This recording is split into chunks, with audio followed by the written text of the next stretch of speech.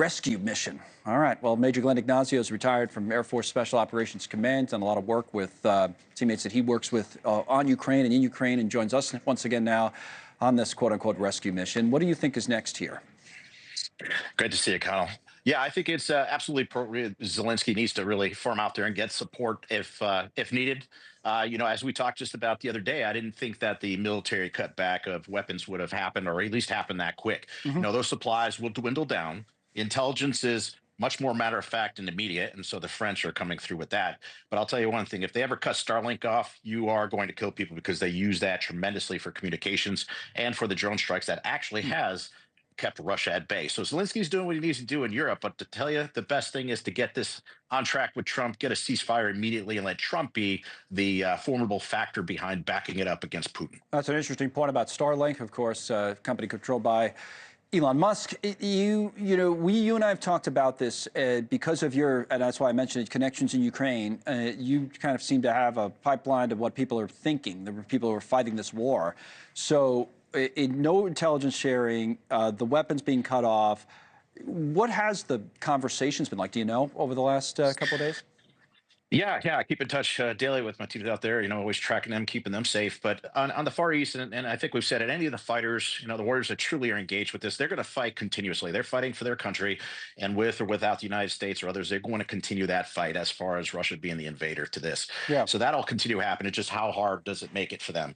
Like I said, the rest of the country, and I know we've touched on it, and it's a little sore side for me, is that in Kiev and other areas that people are avoiding the fight. Of course, they want the United States, and they're complaining about the United States because that means they don't have to get the fight as early or can avoid it completely. So the ones in the fight don't really care. They're going to continue it. The ones not in the fight or avoiding the fight want the United States, and they're So complaining about the obviously United States not being it. there's tension's probably an understatement, but that's the tension that you see in Ukraine. That's what you hear from people. It's like, well, these guys that are back in these cities, they should be up here with us. That's the kind of talk that's Yeah. been going on.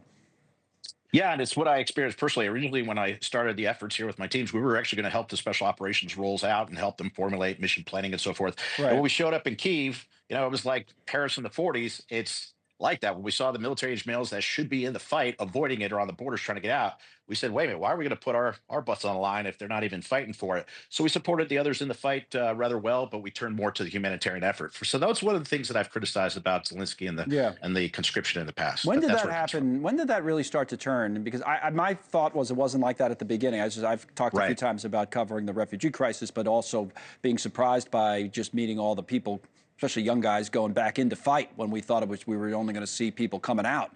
That was then, but it changed at some point, is your point.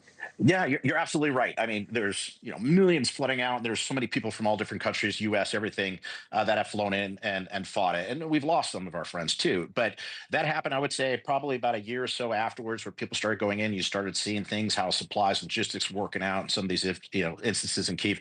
That's when it started changing. That's when we started reflecting on, hey, we're better there to help the people that are in trouble versus getting into the politics of the fighting. Okay. So I would say it was about a year or so, but it did proliferate with some people very quickly. All But right.